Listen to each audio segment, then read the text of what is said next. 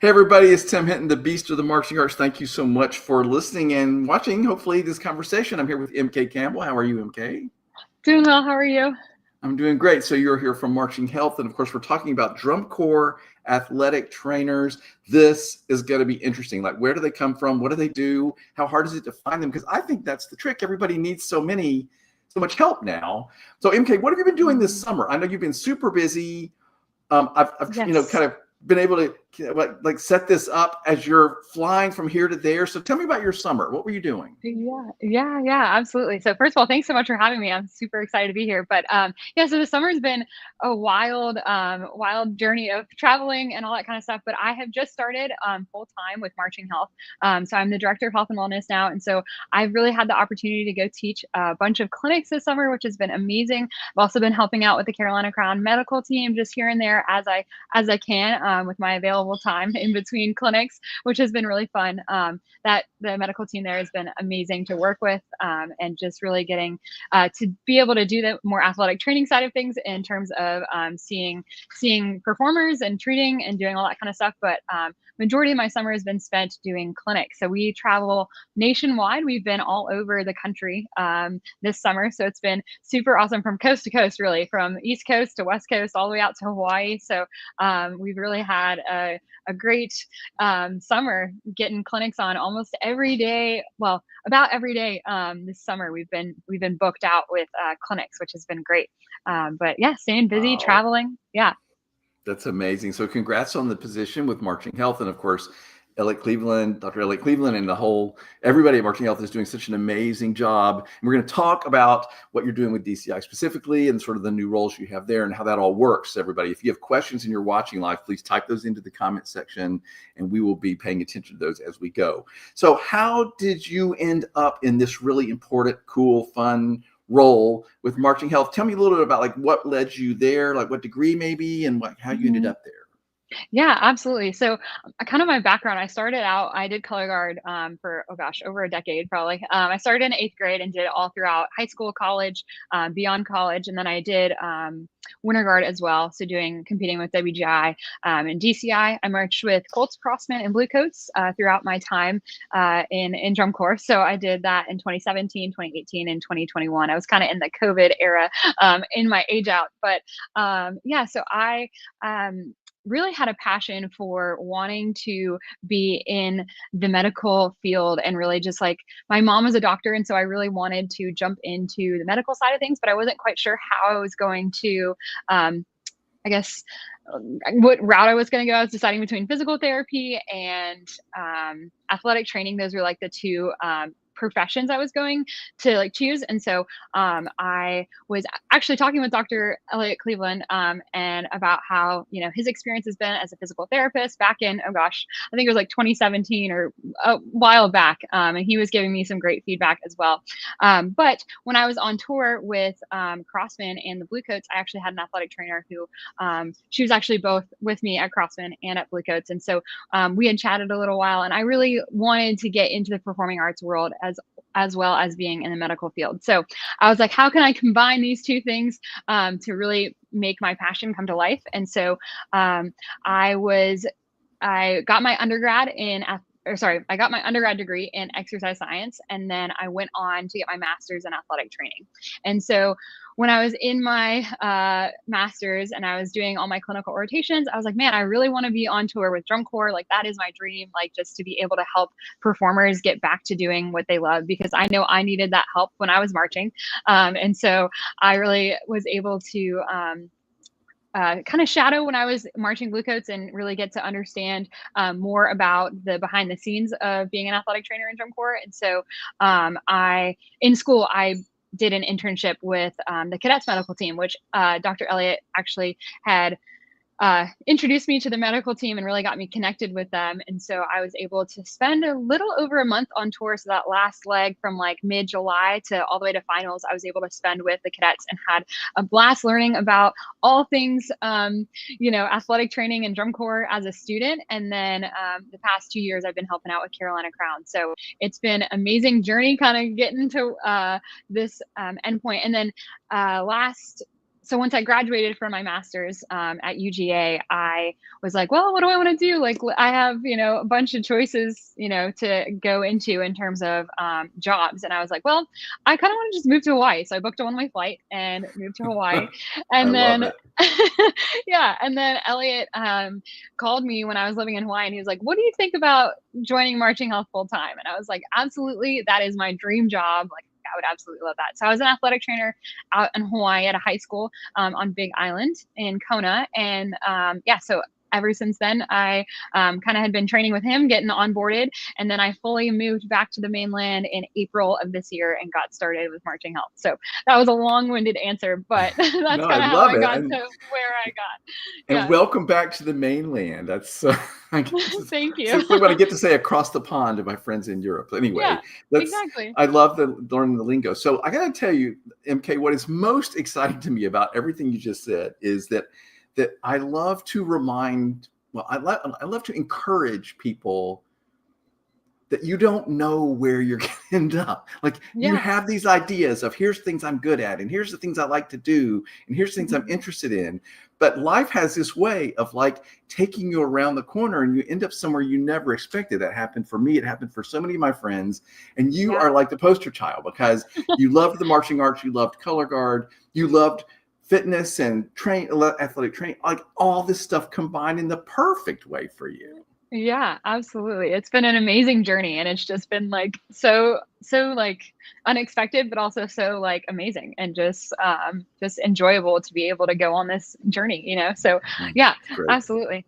Well, thank you for being another great example of follow the things you love to do, get really good at the things you love to do, and life takes care of you and Yes. puts you right where you need to be. And I think you're a great example of that. So we're going to talk about DCI specifically, how you guys get athletic trainers, how they're found and trained and all that kind of stuff. But before I do, you were talking about all these clinics that you Mhm. and Dr. Elliot Cleveland have been doing with Marching Health also. Like, tell me, what does this mean? What kind of clinic is it? Who's it for? I don't know Yeah. anything about that. Really, I think I have an idea what it might be. I'd like to hear from you. Yeah, absolutely. So our clinics, we teach clinics all over the U.S., and a lot of our clinics are more at high school settings, but we also teach with colleges, and we've worked with drum corps in the past, as well as doing more of we're starting to jump into more of the winter ensembles. So I'm excited to really take off on some of those projects as well. But the clinics that we do for high schools and colleges are really to help them get their, I guess, more of the injury prevention side of things. So we teach them a workout program, our 15-minute marching band workout, and we lead them through all the things that they need to know. We meet with their leadership team. So we'll do typically 2 hours of our 4-hour, like typical clinic, we'll do with the leadership team. So we actually meet with them and talk about, what it means to be a leader and how to teach, and really dive into the what, the how, the why to what we do, and really make sure that they understand the why behind the madness, right? The method to the madness, if you will.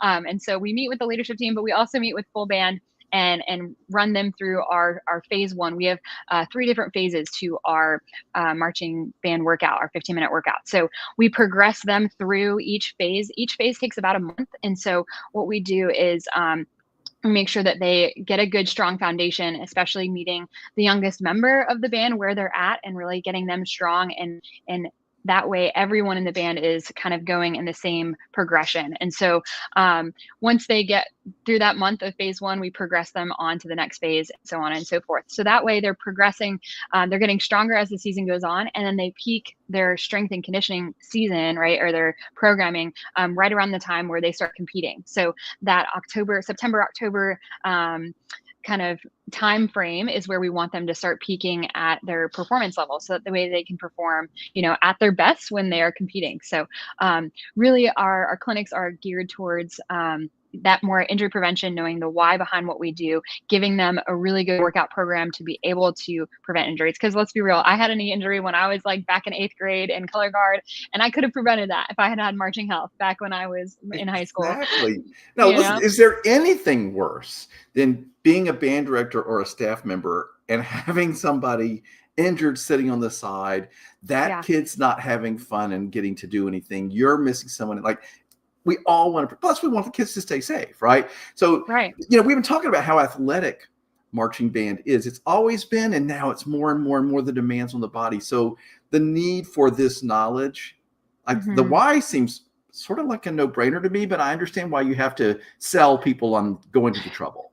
Yeah, absolutely, for sure. And being like a color guard director, I understand the importance of having everyone in a rehearsal, right? Like you have someone missing in drill, and you're like, I can't see this picture completely, or whatever it is, you know. And so I understand the frustrations that band directors have, especially with kids sitting out on the sideline, and not having everyone participating because of heat illness, or we talk a lot about those things, not only just the strength and conditioning part of it, but also the how do you be an athlete like outside of strength and conditioning. So it's like, how do we make sure that we get proper nutrition and hydration, and we're taking the right steps to make sure that we are acclimating to the heat. It takes 14 days, it takes 2 weeks to really get acclimated to the heat. And so it's important that they're taking those steps to be able to perform at their best, especially during band camp. Some of those kids just sit at home and in the air conditioning before they get into the band camp, season, and they don't understand like the demands. Especially, obviously, the newer members don't really understand quite yet because they're just getting into it. And so, yeah, understanding the demands of what it takes to be a performer, because we are athletes, and so it's important that we take care of our bodies. And how do we recover, after a really good workout and you're sore, right? Like, how do you take care of your body post workout? So all these things are really important that we try to emphasize within those clinics. So yeah, just taking care of your body, not just in rehearsal, but outside of rehearsal too. Yeah, there's so much that we all need to understand and know to really keep ourselves safe and be at the best we can be for this activity. And I love that Marching Health is here to like give us there's resources available where you can figure this out for your band, and there's clinics where you can get it expressed in person, and like all of this is very, very helpful. So now Marching Health has a very important role with Drum Corps International. So, like Mhm. this, I was very excited when I heard about this because I know it's like an official thing. So, tell me about what this role is with DCI. Yeah, absolutely. So, partnering with DCI, we really want to help all of the drum corps.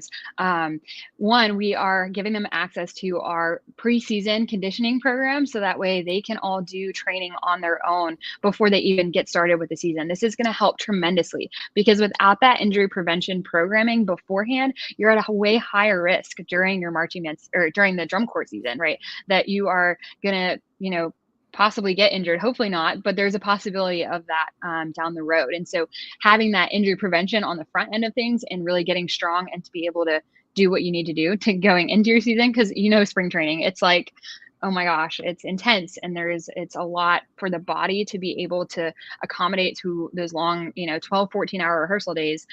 So it's important that we can train as much as we can to get strong, to be able to support our bodies in that time frame during spring training, so that we're not going down the route of injury. So that's kind of the first part of it, is really getting them that access to that conditioning program that will help the members of drum corps. So all corps will have access to that. And then also what we have been working on this summer is helping drum corps get access to athletic trainers and helping them staff their medical teams, which is a really big challenge with all drum corps in general. It's been an issue, I think, since as long as I can remember, and being involved in the activity. I don't think back like when I was marching early on, I don't even think we had a medical team, like at least to my knowledge. So it's Well, there definitely was a somebody there, but they weren't athletic trainers. And that's what's so exciting is that you're helping them have really qualified, learned people. yeah, exactly. So definitely evolving kind of the medical field, and really getting staffing more present and in front of the performers. So you're totally right. There was probably definitely someone there. I just didn't know about him. Well, I mean, they were there to put on a band-aid or help you, but I mean, we were all Yeah, taken care of, but not in yeah, this way. And especially, like we said, the demands of the activity now, you not only exactly. have to do, as you said, prepare yourself and be ready. You can't just Yeah, show up, yeah. but having the team. So that strikes me as being a giant task Hmm. to help find all these trainers. So how do you find all these athletic trainers that the corps need? Yeah, so a couple of different routes. So we've been kind of figuring out recruiting strategies for all of the corps. And so a lot of it is kind of when we are, okay, so if you think about the athletic training world, it is a very small world of people. And so it's because the athletic training degree recently went from having a bachelor's degree to requiring now a master's degree in order to sit for our boards. It's increased, or I guess it's decreased, the amount of athletic trainers coming out into the field, because that's an extra degree that you're having to get now. And so the graduating classes are just a little bit smaller. And so we're seeing kind of a shortage, honestly, in all of athletic training, not just in the performing arts world, but in all of the profession. We're kind of seeing a shortage in this. So what we have been doing in terms of recruiting strategies is, one, I mean, first of all, when you're talking about a medical team, right, you want to make sure that you have a medical director or a physician, right? So whether it's a DO or an MD, whatever their, I guess, background is, we want to make sure that every drum corps has a physician, because that's kind of the overarching person that's going to have all the standing orders for the medical team. So like as athletic trainers, we have to have standing orders in order to practice. And so we fall under a physician. So according to the NATA, it's important for, or it's required for athletic trainers to practice under physician. And so a lot of times with some of the, like, or I guess it's challenging to have obviously a medical director and then also have the rest of your medical staff as well. So not just athletic trainers, but nurses, EMTs, physical therapists, you name it. Like we want a all-encompassing medical team a part of each drum corps is really the goal here. Wow. And so I guess the first thing is really making sure that you have a medical director. That's the first important thing. So we've been talking to all the drum corps and making sure, hey, do you have a medical director on board? And if you don't, like, let's start there. So that way, when you are recruiting athletic trainers, they feel comfortable coming into it, knowing that they're going to have, standing orders to sign off on and all that kind of stuff. So that's kind of step number one. Step number two is obviously finding your athletic trainer. So we have been reaching out to colleges and universities to try to start partnering with them to see if we can start doing student immersions with each drum corps. So what that looks like is, obviously we want certified athletic trainers first, because that's what you need to have a student immersion, to be able to go into, I guess as a student, you need a preceptor, right? So having an athletic trainer there on. Wait, what's a preceptor? Sorry, preceptor is like someone that's going to be overseeing the student. So okay. Almost like a mentor, if you will. Okay, that makes sense. Oh, I think we're back now. Oh, yeah, we froze for a minute, but keep going. Okay, so awesome. There's this whole hierarchy that has to be put into place. It's not just even finding the trainers then. Right, exactly. Yeah. So a preceptor is going to be that mentor, someone that's also an athletic trainer. They're certified, and they are basically overseeing all of the things that you're doing as a student. So when you do clinical rotations as a student athletic trainer, you need to have a preceptor in your sites, because they kind of oversee to make sure that you're doing everything correctly, how you need to be doing it. And if you need feedback, obviously with documentation and all that kind of stuff, they're there to sign off on basically everything that you're doing. So it's important that we have athletic trainers, certified athletic trainers on board, and then to get students as well. So, but with partnering with the colleges and universities, we're kind of creating this loop of, okay, if we have students, they're going to eventually become certified. And then once they're coming out and they're certified, they have an understanding and they've done it as a student, that it'll help kind of with that cycle of feeding the drum corps athletic trainers, because every year you're going to have graduating classes, right? Okay, so are you saying that the students who are learning to become certified athletic trainers can be a part of the staff to help with the drum corps? Am I understanding that? Yeah, exactly. That makes perfect sense. Yeah. So that way it's more of an easy transition, especially because like if you've never done drum corps before, like it's a very, like as an athletic trainer that doesn't even know about performing arts or anything like that, it's definitely like there's going to be a learning curve, right? Going on tour, like what do you have to pack, and like all the things that you first learn when you're going on tour. So it's great to have that student experience to be able to do it as a certified athletic trainer. So, but there's kind of like the, I guess, counter to that is that you have to have a certified athletic trainer on tour. So that's kind of where we are trying to get athletic trainers on board. So obviously colleges and universities, once they graduate and they're certified, that's kind of that prime time that we want to find athletic trainers, because they're kind of in between of like getting into their first job, which typically starts later in the summer. Like if they're going into high school setting, obviously once football starts, they're on.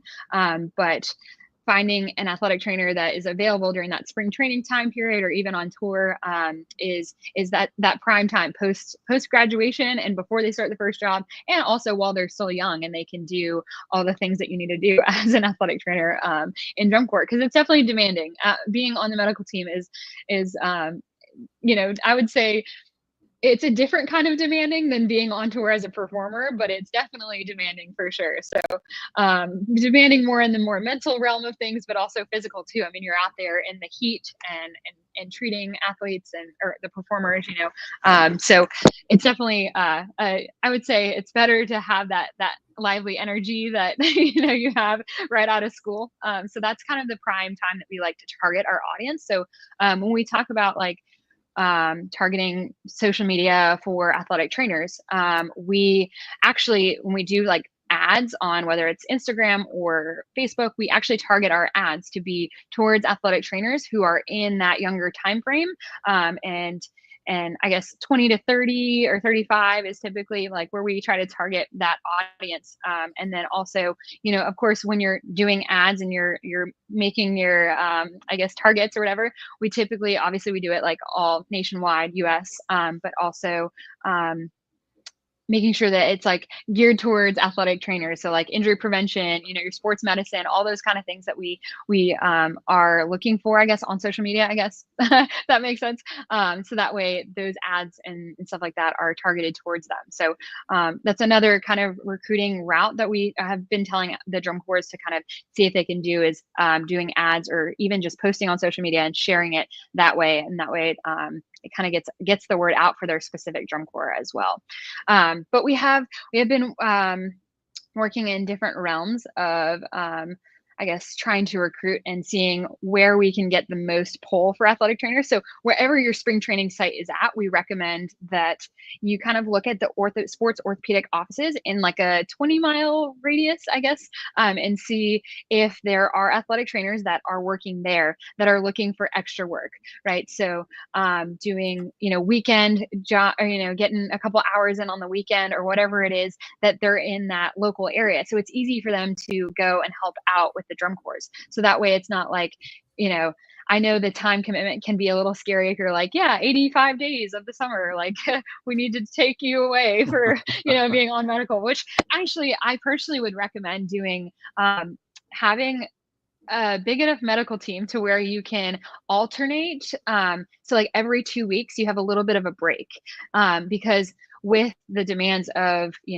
what we do as athletic trainers, it's important that we get that rest, not just physically, but mentally as well. And so we don't want the medical team to burn out. And so that 2 week range is really good for, if you have an athletic trainer on for 2 weeks, then maybe they take, a week off or whatever, and then they come back on for another 2 weeks. And so you have kind of the overlap, right, of medical staffing. So that way, there's also a transfer of care, right, for whoever is coming on and off, that you have that solid transfer of care between whoever is being worked with as a performer, and making sure that they get that continuation, because that's one of the most important things in our field, is that continuation, making sure that they see care from the beginning to the end. Yeah, of course. It's very interesting because that actually really corresponds to what the drum corps do with their other staff members too. I mean, like, you wonder why does this corps have 15 people on the brass staff? Well, it's because they can't all be there every minute, nor maybe should they, right? So to your point, it's good for them to come in and out. But then I've had those same people make the same point you just said, which is we have to really communicate. If someone hasn't been on the road and they show back up, where is the corps in, say, the brass staff? Where what changes have been made to the music? Like, there's all this communication that's integral. I can see that that's the same thing here. Of course, they would have to communicate and share who's needing what help and what have I been doing and all of that. Yeah, absolutely, for sure. That's great. It's incredible. Like, so before, I want to ask you some specifics about the DCI work, but before we do, is there something like average guy like me can do to help? Like, are you looking for just regular Joes that are drum corps fans or out there in the world of marching to try to help recruit these athletic trainers too? Yeah, I mean, definitely sharing anything on social media is definitely helpful, getting the word out, just for people who aren't familiar with the drum corps world and getting that word out, even if it's like, you have a friend that's a nurse or, a physical therapist or PA, whatever it is, like if you know medical, professionals in your small corner or small world, definitely get the word out and just like share the news that like, I will guarantee that there will be a drum corps that will probably love to have some help, even if it's adding on another medical professional, even for a short amount of time. Like that extra help definitely supports even the staff that's on at that time, giving them a little break even when they're on, and so I think, yeah, the more that we can get the word out in any realm that we can, and obviously there's different conferences and stuff like that with National Athletic Training Association that we've had some of the athletic trainers actually in the drum corps world advocate and really making sure that we get the word out. So I would love to keep helping in that realm of things, going to different conferences and really just like spreading the word as much as we possibly can. So yeah, absolutely. Okay. Any help that any Yeah, Joe so Schmo, you heard it, everybody. If you know somebody that's in this category of athletic trainer or medical person, like talk it up. Tell them spend a little time with the drum corps and help out in whatever way that might look like. But I love that we can all sort of help contribute to that. I actually know I have relatives who are athletic trainers, whatever, and I'd be interesting to be like, have you ever thought about spending a couple weeks with the drum corps? It's an interesting world. Yeah. And I would think for an athletic trainer, it would be, I don't know, like an endless supply of interesting projects to try to figure out and solve, right? Yeah, absolutely. Yeah, I honestly have seen a lot more like crazy things happen in drum corps than even just like regular football, practice or whatever. It's like wild the I can injuries see that it. they sustain. Yeah, I can Yeah, totally get it. Okay, so I have a couple more questions for you, but before we get there, okay, so you've sort of mentioned in passing a couple of times, man, how hard it is, the long days out in the sun with the core, so like, give me an idea of a day for hmm an athletic trainer with a drum corps. Like, there I am, like, yeah, how does my day go? Am I on the field? Am I on the side in a little tent? Am I in hmm the, like, how does this whole thing happen? I'd like to hear, yeah. just, you don't have to tell me too much, but I'd love to hear a little bit about that. Absolutely. So a lot of I've had a couple different experiences at different cores. So every core is different in how they Sure, sure. have their setups and everything. But with Carolina Crown, we actually do all of our treatments during meal blocks. So we start the day, breakfast will be at the food truck, especially like when we're on tour. Obviously, we are mostly stationed out of the food truck. All of our supplies, our rehab equipment, our first aid, whatever we need is right there at the food truck. We also have stuff that we take with us as needed. But yeah, so we'll do treatments during breakfast, lunch, and dinner, and then snack, of course. But on the road, especially during show days, we'll have times for them to come. Obviously, breakfast is typically the I guess most popular time, or I don't know, maybe not most popular, but it's an opportunity for them to come and get treatment there. And then also before shows, they have time during EPL. If they need something, they can get, tapes or whatever before they go to the show. And then obviously we're there, with them during warm-ups, making sure that everything's going smoothly. And then, yeah, there during the show, especially if anything happens. And then post-show, making sure everyone gets off the field and they're healthy and they're, they're still walking on 2 feet, scooping up any kids if they're not, the heat can be Yeah. brutal. But actually, I was just at the Atlanta show, DCI Atlanta, and they had a cold tub in the backstage area of the field, which is great because a cold tub is gold standard for us as athletic trainers with heat emergencies and heat stroke, heat illness, and stuff like that. And so I'm really happy to see that DCI is starting to incorporate, especially at those hotter shows, making sure that we have access to cold tubs, which is great. It's awesome. So I love to see the activities progressing in the medical realm of things and making sure that all the drum corps. I know MASH has been working on getting all of the drum corps kestrels, which are it's like a wet bulb unit, so it measures Right. heat for us, and it gives us that temperature of what. Well, not just temperature; it's air temperature, humidity, air like wind speed, and then obviously the sunlight, the black bulb temperature as well. So it takes into account all these different temperatures, and it calculates a number for us so that way we can make sure that the drum corps are staying cool right throughout their day-to-day rehearsals, because let's be real, it gets really hot, especially like Texas tour through like swamp tour basically is what I like to call it. Yeah. Oh, It gets listen, it gets really hot. I mean, it's been a long time since I marched, but I have never been hotter in a drum corps field than I was in Texas. My favorite story from that, sorry, everybody, I'm digressing, but my favorite story was that we were practicing on an AstroTurf field in an actual college football stadium. I marched Phantom Regiment eons Mhm. ago, but I remember that we were on this field. It was crazy hot, and someone looked over, and the orange cones were melting.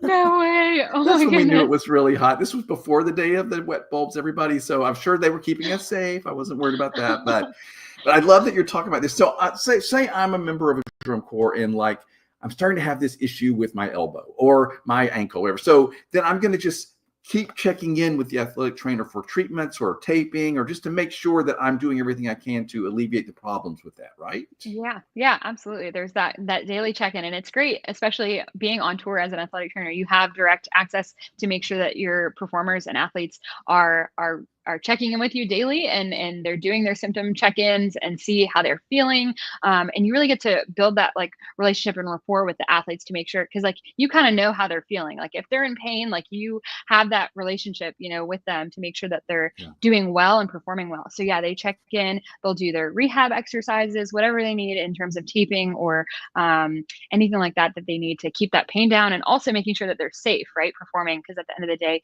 if you have an injury that is it needs rest, and oftentimes like how drum corps is. We don't like to Oh rest yeah. on tour. Like Oh we're yeah. going, we're going, we're practicing. So it's important that that communication with the staff is there, and to have that being an advocate for your performer is really important. Because as a performer, I know I would just push through the pain and just like, all right, it's fine. Like we'll just keep doing it. But my athletic trainer was there to support me, and she was definitely an advocate and was like, nope, we're not performing tonight. Like it's okay. One show out of the whole season. It's not the end of the world. Like it's gonna be all right. But being that advocate for the performers is really important, because you know how they are. They're dedicated. They've got that Sure. drive. They don't want to miss out on a performance, which is totally understandable. And I feel them on that level. And I'm like, okay, we're gonna get you back as fast as possible, but also as safely as possible. We don't want you to injure yourself worse in the Right, which could process. pull you out, which is you don't want to do that at all. You want to Right. make it through the season and be able to be there at finals. Yeah. Yeah. Yeah.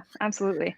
Wow, this is so interesting to me, and I love that when we're talking about this very specific thing that happens. But like I always like to point out, okay, like people don't realize what a giant circus a DCI. You know what I mean? Like there are so many pieces of the puzzle, and if people stop and think about the different, you're feeding the kids, you're keeping them safe, and you're Mhm. transporting them around. And I have a friend that always drives the truck for Crown every year. Yeah. Hey, Chaz, listening, hopefully. But anyway, it's amazing how many people are involved. Somebody's selling souvenirs, somebody's setting up like it's a huge undertaking.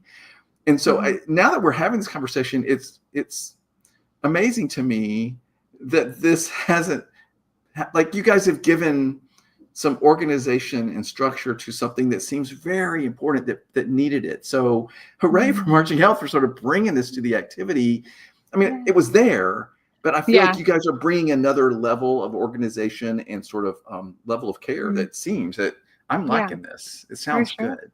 Yeah, we Yeah. definitely want to help and support. It's definitely been a struggle just to find medical staffing. And so we really would just want to support and help all the drum corps really get the staffing that they need, because it's definitely important for the kids, keep them healthy and all that kind of stuff. So we're excited about, what's to come in this next year, and really get on Yeah. top of it. Especially like it's important for, like, honestly, recruiting starts after this Saturday, right? DCA finals, like it starts on Sunday, like, Right. you know what I mean? Right. And so a lot of times we can get lost in all the other crazy things that, like you said, it's a circus, right? So recruiting is so important, especially in this beginning time, to get ahead of it and get on top of all of that recruiting, so that way come April camp, we're not scrambling for Right. staffing, and trying to make sure that it all happens. But Yeah, yeah. and as we said already, everybody, if you know somebody that's in this world, start talking to them about maybe helping out in this way and being a part of this, because we are looking for medical people and athletic trainers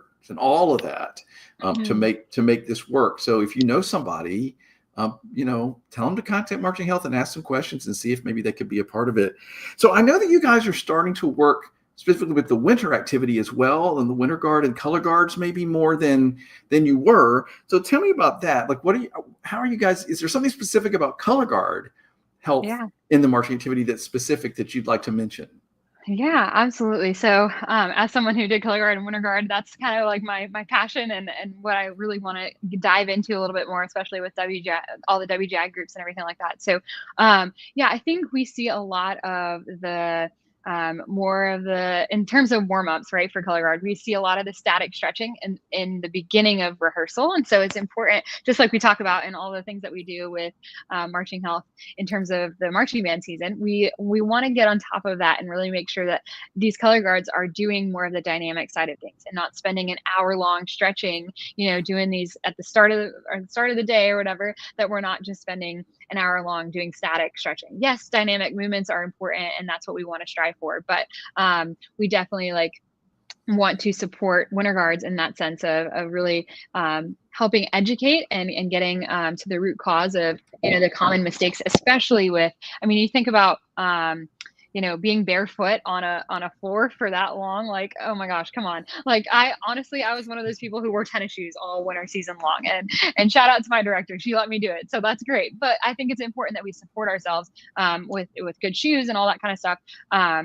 And because if you think about it, like when you're in the dance world and you're inside and on a sprung floor, right, you have that, I guess, more of a supportive floor, right? You're bouncing, like it's more supportive and not as hard as like a gym floor, right? Which most of winter guards practice in a gym, and they just have Right. their little tarp, So it's important that we are kind of recognizing those little things throughout the winter guard season that can contribute to long-term injuries. And oh gosh, I could go into a whole whole tangent on nutrition and all the other fun things that come along with Well, your winter guard season. right, but the point is that there's a need in all of the phases of the marching world, right? We know Yeah, you yeah. guys are clearly helping marching bands, very involved in drum corps, and the winter people need it too. Like all those activities, as you mentioned, all the Hmm. things, Yeah, all the things need to be absolutely. talked about and discussed. And I'm glad that you guys are working on there. Is there something so you mentioned some specifics already about the Hmm. winter activity. Yeah. Certainly dancing on a hard gym floor Hmm. is going to be one of those. Is there anything else around the color guard specifics that you wanted to mention? Yeah, absolutely. So I actually, one of my passions and I guess something that really intrigues me is concussions. And so I've had 3 concussions myself from color guard. And so I would love to dive into more of the prevalence of concussions that are coming about in the winter guard world, and even color guard in general in the fall season, because I feel like the amount of concussions are increasing. And what my hypothesis is, obviously I haven't done research in this, but if I were to go back to school and do some research, this is what I would kind of go dive into, would be the I guess more of the VOR, your vestibular, like tracking, your eye tracking, and how that correlates to usage of like phones and like early on development nowadays, is that we are kind of in this very digital world, and we're not getting as much visual, I guess, visual and even like hand-eye coordination, right? Exposure as we're growing up and as, we're kind of developing as humans, right? And so I'm interested to see that if because of that, our eye tracking is not as quick. And so we're not able to respond to our equipment as quickly. Granted, I have not done any research. This is all just like, Yeah, it just makes thoughts sense. Yeah, and so I think it'd be interesting to see and kind of diving into that. Seeing how concussions are concussions increasing, or is it just the awareness I mean, it's great that awareness is increasing and that we are sure, treating concussions more frequently, which is awesome. But now that we sure. have the data, we're accumulating data as the years go on, and I would be interested to see is that correlation increasing based on just your eye tracking ability and all that kind of stuff. So we do baseline concussion testing in drum corps, and so there's actually an app called Sway. I don't know if you've heard of it, but it's a really great tool, and I recommend that all drum corps use it. But it's basically on your phone. They do a bunch of different tests for similar to impact testing, if you've heard of impact testing before. But it is a neurocognitive test to see what your baseline is, and so it'll test balance, it'll test reaction time, and see what your baseline symptoms are. So that way, when you or if you do sustain a concussion, hopefully you don't, but if you do, you have that data and baseline to be able to go back to. And so it's important that we have that, not just in drum corps setting, but also I would argue in winter guard too, and in those settings. So it's really important that we take into account that I guess just baseline data and making sure that we're staying healthy. But I mean, I personally would be interested to see that correlation of Yeah. concussion and in winter guard or in color guard in general. So Yeah, that's just kind of my it's very interest. interesting. And yeah, I think it's really, really interesting. And of course, the flip side of that would be that if there are young people growing up with that sort of deficiency of that kind of eye coordination, whatever, well, what better way to improve that than to do something like color guard, because you're learning an awareness of spatial and all that. So like, that's very cool. I also think, and this is me, of course, just conjecture here on our off the cuff conversation, everybody, I'm no professional around this, but I do feel like I know that the winter guards are very diligent about keeping their members safe, but we have to admit that they are doing a lot of more difficult tricks. Yes, More absolutely. turns, more jumps, more whatever. And I loved, I had a conversation early in the year with Daniel Wiles, talking about the amazing work that he's doing, of course, at Avon and all the different groups he works with. But he was talking about how he got the tip from the people at Tarpon to how do you get your kids to learn all these tricks? And he's like, oh, they're wearing helmets. Yeah, that's great. So anyway, so like, that makes perfect sense. But like, there's an example of a way to keep your kids safe while they're trying to learn these difficult things. But back in the day, we weren't doing 5 turns and catching, with your big toe or whatever. So I do think we have to, that's a special thing that the winter guard people have to work through and figure out. Absolutely. Yeah, it's interesting. Yeah. It's very interesting, and definitely the activity is just advancing day by day. I mean, oh my gosh, like the tricks and things that they're doing now, I'm like, holy cow, I don't even know how they're doing it. But yeah, no, wearing helmets and also training, like whatever trick that they're doing, training that prior to even putting equipment into the air. Because I think a lot of times, like we're like, oh yeah, let's do the trick, and then we throw the equipment in there, but we're not like 100% perfect in. Well, obviously we're not going to always be 100% perfect, but as try to get as proficient in the trick itself, the body part of it, and then practicing both individually, the toss and the trick at the same or at different times, and then putting it all together. So yeah, I definitely you have to prepare yourself. You have to prepare yourself. It's just like if you're doing gymnastics or dance, or whatever. You have to prepare your body to be strong enough and ready to do these things. Absolutely. Because I have a wonderful friend, Lauren, who is a wonderful dance instructor. She talks about how she's always worried because she will see these students at dance contests sometimes trying to do things that she doesn't think they're ready for, right? Like they don't seem to have whatever physical, whatever they might need or training. Anyway, it's an aside, but I love that you are interested in this, that Marching Health is working on this, and anything that we can all do together to make the students have less injuries, be more prepared, be stronger, have more fun. Like it's all good stuff. Man, have you ended up in a great spot? Okay. Like I'm excited for you. What a great job you have. Thank you so much. Yeah, it's been a blast. I have really loved it, and working with the team. It's been awesome. So yeah, it's and Dr. Elliott Cleveland, of course, is doing a fantastic job with Marching Health. I'm excited about the new partnership with DCI. That's very official. All the things. Everybody, we gave you some tasks. Go out there, find your friends who are athletic trainers or medical people, and tell them to contact Marching Health about possibly being involved. MK, I love that you're doing this. Thank you for having this conversation. What would you want to say in closing as we're wrapping up this conversation? Anything you want to say sort of wrap this all up? Oh my gosh. Well, I would just say really just take care of your bodies, especially if you're a performer, and really being proactive on the injury prevention side of things. That will also make the athletic trainer's life a lot easier in the long term of things, because obviously we want to see you performing on the field. Our job is really to help you get back onto the field as fast as possible.